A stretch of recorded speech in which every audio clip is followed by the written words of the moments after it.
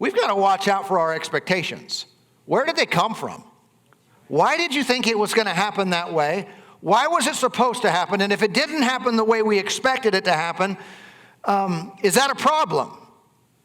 Should we be upset over that? Or maybe do we sometimes have false expectations about how God's going to work and how it's supposed to happen? Maybe it's cultural. Maybe it's religious tradition. Maybe it's just what we've grown up with. We've always seen it a certain way. And then we step into something and they do it totally different. And we just close up. We shut it out. Oh, no, that can't be right. That can't be God. Because, no, that can't be God because I've seen it done a different way. I know, but was the different way? Did you have scriptures on that?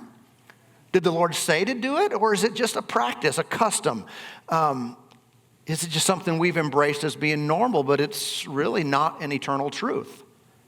Here's what we're guarding against: closing up and not believing, not receiving the prophet, the word of the Lord.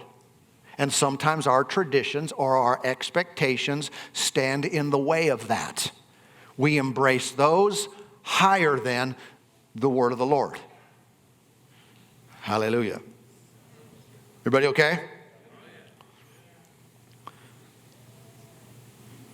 And so verse 12, he said, are there not, Abana and Pharpar, the rivers of Damascus, better than all the waters of Israel? Could I not wash in them and be clean? So he went away in a rage. He is ticked off and I'm out of here. Bless God. I don't have to put up with this. I'm out of here.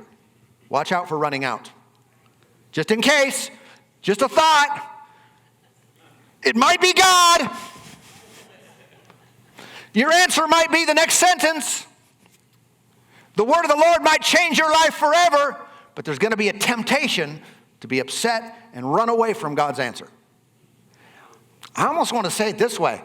Anytime something is of God, you can almost guarantee there's going to be an alternate door, a way of escape to get away from that so you can remain in the current condition you're in. Expect it. Expect options. Expect the need to pray and know what's God. There'll always be options. Better rivers. Verse 13, his servant came and spoke to him and said, my father, if the prophet had told you to do something great, would you not have done it? How much more then when he says to you, wash and be clean? So he went down, he finally humbled himself. All right, I'll do it. He went down, dipped 7 times in the Jordan, according to the saying of the man of God. In other words, he believed the prophet. And his flesh was restored like the flesh of a little child, and he was clean. Why does the Lord speak to us in whatever way he does?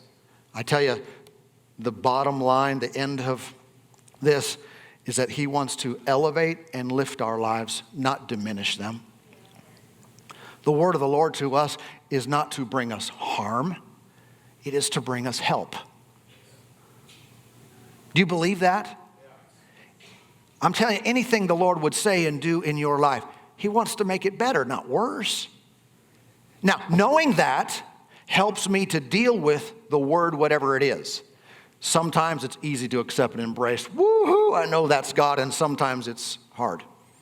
Sometimes it's a challenge. Sometimes it's corrective in nature. But if I know the end, my Father, he loves me. He wants to do good things in my life. All he's ever done is give to us.